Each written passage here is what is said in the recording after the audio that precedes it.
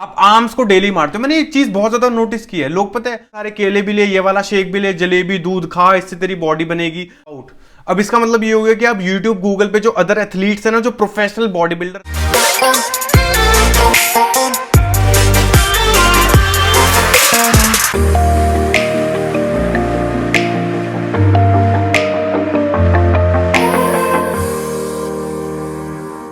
हाँ जी, तो कैसे हैं आप लोग? उम्मीद करता हूं सब कुछ बढ़िया चल रहा होगा। वीडियो का टाइटल आप लोगों ने देख लिया होगा। आज की वीडियो में हम लोग ऐसी 7 मिस्टेक्स के बारे में बात करेंगे जो एक बिगिनर सबसे ज्यादा करता है। वैसे तो ये मिस्टेक्स एडवांस लोग भी करते हैं, इंटरमीडिएट लोग भी करते हैं, बट बिगिनर से इन मिस्टेक्स को सबसे ज्यादा करते हैं। तो वीडियो को जरा एंड तक देखना ताकि आपको पता चले कहीं इन 7 मिस्टेक्स में से आप भी कोई मिस्टेक तो नहीं कर रहे। मिस्टेक नंबर 1, और ये सबसे बड़ी मिस्टेक है जो एक बिगिनर करता है, रिलाइंग ऑन सप्लीमेंट्स। मतलब आप सप्लीमेंट्स के ऊपर बहुत ज्यादा डिपेंडेंट हो। अभी अभी आपने जिम जाना शुरू करा है, आपको 1 हफ्ता हुआ है या फिर 1 महीना हुआ है, और आप ऑलरेडी लोगों से पूछ रहे हो कि यार मैं प्रोटीन लूं या मैं गेनर लूं। आप गूगल पे सर्च करते हो, आप यूट्यूब पे सर्च करते हो कि बेस्ट मसल बिल्डिंग सप्लीमेंट्स कौन सा होता है, मैं क्रेटीन लूं या मैं वेट गेनर लेना चाहिए, मुझे कौन सी कंपनी का प्रोटीन लेना चाहिए, मेरी बॉडी जल्दी कैसे बन जाएगी। अगर आप प्रोटीन या क्रेटीन या ग्लूटामाइन BCAA ये चीजें लेना भी चाहते हो तो उसके लिए आपका वर्कआउट भी तो बहुत अच्छा होना चाहिए। आप जिम में मसल्स को बहुत अच्छे से डैमेज कर रहे हो या फिर आपको लग रहा है कि आपकी स्ट्रेंथ बहुत कम है, तब आपको क्रेटीन ये चीजें लेनी चाहिए। बट अगर आपने जिम जाना जस्ट अभी स्टार्ट किया है, सबसे पहले हैबिट्स को बिल्ड करो, रेगुलरली जिम जाना, रेगुलरली अपनी डाइट को लेना, क्योंकि सप्लीमेंट भी तभी काम करेंगे अगर आपका वर्कआउट बहुत अच्छा है। अगर आप अभी 5 किलो के डंबल से वर्कआउट करते हो अपना, अभी आप चीजों को सीख रहे हो, तो कोई सप्लीमेंट आपके ऊपर काम नहीं करेगा। फालतू में आप अपनी किडनीज पे, अपनी बॉडी पे स्ट्रेस डाल रहे हो ये प्रोटीन क्रेटीन प्री वर्कआउट लेके। मैंने लोगों को देखा, उनको 1 महीना हुआ था जिम जाते, वो प्री वर्कआउट लेना शुरू कर देते हैं। आप अपनी हैबिट्स को तो चेंज करो। सबसे पहले आप टेक्निक्स को सीखो कि आपको वर्कआउट कैसे करना है। ये सप्लीमेंट्स बहुत ज्यादा बाद की चीजें होती हैं। स्टार्टिंग के 3 महीने 6 महीने आप एकदम सीखो कि वर्कआउट कैसे करते हैं, रॉड को कैसे उठाते हैं, प्रॉपर वर्कआउट कैसे होता है। जब आप चीजों को सीख लो, आपको लगने लगे कि हाँ मेरे को वर्कआउट करना आ गया, तब सप्लीमेंट्स के पीछे भागना। स्टार्टिंग में आपको सप्लीमेंट्स की कोई भी जरूरत नहीं पड़ने वाली। Mistake number 2, not warming up and not cooling down. देखो काफी सारे लोग ना एक मिस्टेक करते हैं, जब भी वो जिम में जाते हैं तो सीधा वर्कआउट करना शुरू कर देते हैं, बेंच प्रेस लगाने लग जाते हैं, शोल्डर प्रेस लगाने लग जाते हैं, वार्म अप बिल्कुल नहीं करते, स्ट्रेचिंग बिल्कुल भी नहीं करते। मुझे भी पर्सनली स्ट्रेचिंग करना बिल्कुल पसंद नहीं है, किसी को भी स्ट्रेचिंग करना पसंद नहीं है, क्योंकि 5-10 मिनट का जो वर्कआउट है ना बहुत ज्यादा बोरिंग लगता है। हम सब चाहते हैं कि हम हैवी वेट उठाएं, अच्छे से इंटेंसिटी वाला वर्कआउट करें, बट वार्म अप करना बहुत ही ज्यादा इंपॉर्टेंट है। आप इस चीज को समझो, जब आप वार्म अप करते हो तो आपकी जो वर्किंग मसल्स है वहां तक ऑक्सीजन पहुंचती है, समझ रहे हो आप उस चीज को, और वहां तक ऑक्सीजन पहुंचेगी तो इंजरीज के चांसेस बहुत ज्यादा कम हो जाएंगे, आपके मसल्स पूरी तरीके से रिलैक्स हो जाएंगे और आप एक हैवी वर्कआउट आराम से कर सकते हो। तो इससे आपकी मोबिलिटी बढ़ जाती है, आपका रेंज ऑफ मोशन बढ़ जाता है कि जब भी आप एक्सरसाइज करोगे फुली रेंज ऑफ मोशन में आप कर पाओगे। अगर आप 1-1.5 घंटे का वर्कआउट कर सकते हो जहां पे आप इतनी हैवी वेट लिफ्टिंग कर सकते हो, तो 5-10 मिनट का एक स्ट्रेचिंग वाला रूटीन भी फॉलो कर लिया करो। अब जैसे आपका वार्म अप इंपॉर्टेंट होता है ना, वैसे आपका कूल डाउन भी इंपॉर्टेंट होता है। कूल डाउन किसको कहते हैं हम? जब भी आपकी एक्सरसाइज खत्म हो जाती है तो 5-10 मिनट आप एक्टिविटी करते हो ना, उसको हम कहते हैं कूल डाउन। इसके लिए आप क्या कर सकते हो, आप नॉर्मली 5 मिनट ट्रेडमिल पे वॉक कर सकते हो, या फिर जो स्ट्रेचिंग वाला बैंड होता है ना उसको यूज करके आप स्टैटिक वाली स्ट्रेचिंग कर सकते हो। आपने जिमों में देखा होगा लोग ऑलरेडी करते हैं। अब उस वाली स्ट्रेचिंग के पता है अपने भी कुछ फायदे होते हैं। इससे एक तो आपका माइंड रिलैक्स हो जाएगा, आपका हार्ट रिलैक्स हो जाएगा, और एक्सरसाइज करते वक्त जो लैक्टिक एसिड आपके मसल्स में बिल्डअप होता है ना वो भी रिड्यूस होने लगता है, समझ रहे हो आप? आपका ब्लड प्रेशर भी नॉर्मल होने लगता है जो एक्सरसाइज करते करते हाई हो जाता है। तो जैसे आप वार्म अप पे ध्यान देते हो वैसे कूल डाउन पे भी ध्यान दो, क्योंकि दोनों ही चीजें बहुत ज्यादा important. Mistake number 3, कॉपिंग others workout. अब इसका मतलब ये हो गया कि आप YouTube गूगल पे जो अदर एथलीट्स हैं ना, जो प्रोफेशनल बॉडी बिल्डर्स हैं, आप उनका रूटीन फॉलो करने लगते हो कि वो कैसे चेस्ट मारते हैं, वो कैसे बैक मारते हैं। ये गलती मैंने भी बहुत ज्यादा की है, इसलिए मैं अपने एक्सपीरियंस से आपको बता रहा हूं। जब मैंने YouTube देखना स्टार्ट किया था ना 2017-18 में, तो कुछ फेमस यूट्यूबर्स थे जैसे गुरुमान, जी सलाल, रोहित खत्री, यही लोग थे उस टाइम। ज्यादा यूट्यूब पे कोई नहीं था, तो मैं क्या करता था, इन्हीं के चेस्ट वर्कआउट बैक वर्कआउट को अलग अलग करके चेंज करने लगता था। इन्हीं के आज मैं जी सलाल का वर्कआउट करूंगा, आज मैं इस वाले एथलीट का करूंगा, आज मैं एंड्रे का करूंगा, आज मैं जेफ सीड का करूंगा। इससे क्या होता था, इस तरह मैं किसी भी एक पर्टिकुलर वर्कआउट पे स्टिक नहीं हो पाता था। हर हफ्ते मैं अपने वर्कआउट को चेंज कर रहा हूं, मैं कंफ्यूज हो रहा हूं कि मुझे चीजों को कैसे करना चाहिए। वो लोग इतना इतना हैवी वेट मारते थे, मैं भी उसी चीज को लेके ट्राई करता था कि मैं भी 200 किलो की डेडलिफ्ट मारूंगा, मैं भी 250 किलो की डेडलिफ्ट मारूंगा, और ये गलती मैंने की है। मैं आप लोगों को वही चीज समझा रहा हूं, कभी भी ना किसी का वर्कआउट कॉपी करने की कोशिश मत करो। हर किसी का वर्कआउट उसके बॉडी के अकॉर्डिंगली होता है, उसके स्पेसिफिक बॉडी पार्ट्स के अकॉर्डिंग होता है। उनके कोचेज उस चीज को डिजाइन करते हैं। आप वो चीज जो वो अपलोड कर रहे हैं ना कंटेंट, वो एजुकेशनल पर्पस के लिए कर रहे हैं, वो आपको दिखाना चाहते हैं कि हम वर्कआउट कैसे कर रहे हैं। इसका मतलब ये नहीं है कि आप किसी की डाइट को फॉलो करने लग जाओगे या फिर आप किसी के वर्कआउट को फॉलो करने लग जाओगे। हम कभी भी किसी यूट्यूबर को या फिर गूगल से bodybuilding.com, मसल एंड स्ट्रेंथ, किसी का भी वर्कआउट कॉपी करने की आपको कोई भी जरूरत नहीं है। That is for content creation. या तो आप जिम में किसी से पूछ लो, जो जिम में आपका कोच बैठता है कि कैसे करना चाहिए मुझे, या फिर आपकी नॉलेज में जो भी है उससे पूछ लो, किसी को कॉपी मत करो यार। Mistake number 4, ego lifting. अब ईगो लिफ्टिंग का मतलब आप सब लोगों को पता ही है कि आप जबरदस्ती वेट उठाने की कोशिश कर रहे हो, क्योंकि आपको इंस्टाग्राम पे रील भी तो अपलोड करनी है कि आप 100 किलो की बेंच प्रेस मारने लग गए हो। देखो, ये इंस्टाग्राम कंटेंट क्रिएशन के लिए बहुत अच्छा लगता है, बट आपको इंजरी भी हो सकती है। तो जिम में और लोग जो हैं, जो आपसे ज्यादा वेट उठाते हैं, अब एक चीज को समझो, वो आपसे पहले से वर्कआउट कर रहे हैं। अगर आप अभी अभी जिम में गए हो, आपने अभी अभी जिम में ज्वाइन करा है, तो सबसे पहले जो फॉर्म है ना, जो टेक्निक है, उसको सीख लो। आपका भी वक्त आएगा हैवी वेट उठाने का, तब आप भी मार लेना। जैसे जैसे आप slowly slowly muscle mass gain करते चले जाओगे, वैसी वैसी आपकी भी स्ट्रेंथ बढ़ जाएगी। बट अभी किसी को देख के उसको कॉपी करने की कोशिश मत करो। जब मैं जिम गया था, मैंने भी देखा था कि लोग 250 किलो की डेडलिफ्ट कैसे मार लेते हैं, 200 किलो की डेडलिफ्ट कैसे मार लेते हैं, 150 किलो का स्क्वाट्स कैसे मार लेते हैं, तो मैं भी भर लेता था।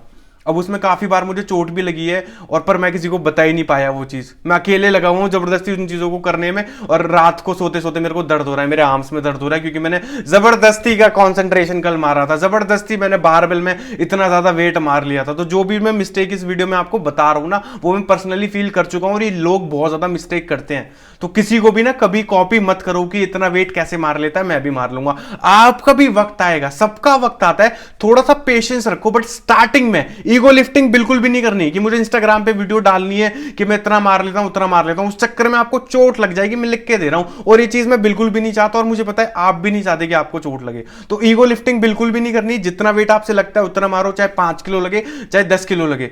ज्यादा वेट मारने से इंपॉर्टेंट ये है कि आप कम वेट में ज्यादा फॉर्म करो, ज्यादा फॉर्म के साथ प्रॉपर रैप्स आप कर रहे हो, ये ज्यादा इंपॉर्टेंट है। ज्यादा वेट मारने से कभी बॉडी नहीं बनती, आपको पता है। बॉडी आपकी तब बनती है जब आप मसल्स को प्रॉपरली डैमेज करते हो, प्रॉपर एक फॉर्म के साथ, प्रॉपर टेक्निक के साथ। तो ज्यादा वेट नहीं मारना, जितना वेट आप मार सकते हो उतना करो, and say no to ego lifting. Mistake number 5, not regular.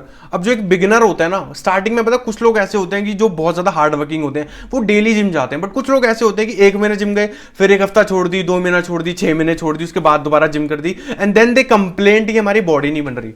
Body कैसे बनेगी आपकी जब आप रेगुलर जा ही नहीं रहे हो?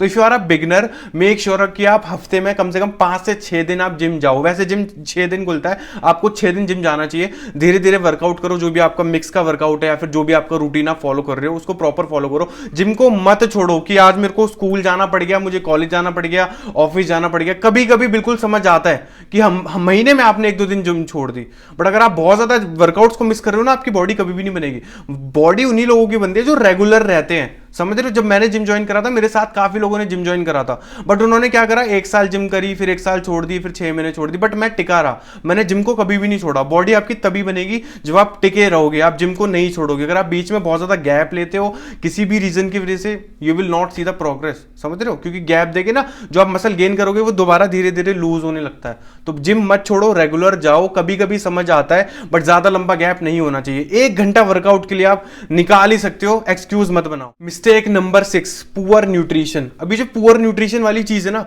ये अपने आप में एक बहुत बड़ा टॉपिक है। इसको मैं 3-4 कैटेगरी में डिवाइड कर देता हूं। सबसे पहले कैटेगरी तो ये होगी कि आप कैलोरीज को जितना खाना चाहिए उतनी खा ही नहीं रहे हो। अगर आपने जिम ज्वाइन करा है, आपकी जो कैलोरीज की रिक्वायरमेंट है वो बहुत ज्यादा बढ़ चुकी है, क्योंकि आपका कैलोरी एक्सपेंडिचर भी बढ़ गया। आप 300-400 कैलोरीज, 500 कैलोरीज एक्स्ट्रा जिम में बर्न कर रहे हो। उसके बाद जो रिपेयर होने के लिए आपको कैलोरीज चाहिए, मसल को रिपेयर होने के लिए, मसल ग्रोथ के लिए, वो भी आपको एक्स्ट्रा खानी है। तो एक्स्ट्रा कैलोरीज खाना बहुत इंपॉर्टेंट है। अगर आप अंडर ईटिंग कर रहे हो तो आप मसल ग्रो कभी भी नहीं कर पाओगे। दूसरी चीज होगी, कैलोरीज बहुत ज्यादा खा रहे हो आप। मैंने लोगों को देखा, जैसे वो जिम ज्वाइन करते हैं ना, वो भर भर के खाना शुरू कर देते हैं। इतने सारे केले भी ले, ये वाला शेक भी ले, जलेबी, दूध खा, इससे तेरी बॉडी बनेगी। हमारे यहाँ कुछ कोचेस भी ऐसे हैं जो ऐसी एडवाइस देते हैं। सारी चीजें बकवास है। जो आप इतने इतने केले खा रहे हो, इससे ना आपका वेट बढ़ेगा, मसल ग्रो आपका नहीं होगा। अगर आप बहुत ही ज्यादा स्किनी हो, बहुत ही पतले हो, 40 किलो के, 45 किलो के, तब ये चीज मुझे समझ आती है कि आपको वेट गेन करने के लिए वो चीजें खानी चाहिए, उस केस में भी आपको हेल्दी खाना चाहिए। जलेबी तो कभी ऑप्शन है ही नहीं आपके लिए, उस केस में भी आपको हेल्दी खाना चाहिए। बट अगर आप नॉर्मली हेल्दी हो और आपको लीन मसल बिल्ड करना है तो आपको ज्यादा कैलोरीज खाने की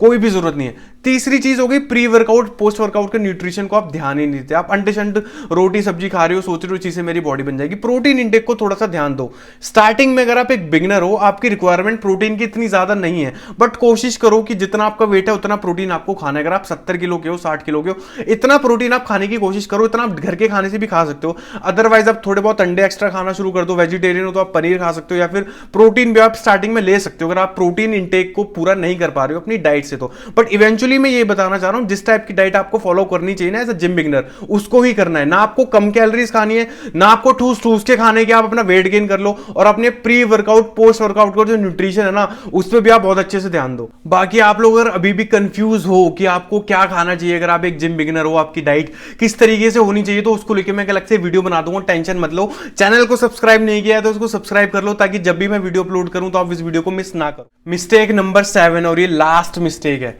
मिस्टेक का नाम क्या है? ओवर ट्रेनिंग या फिर इम्प्रॉपर रेस्ट।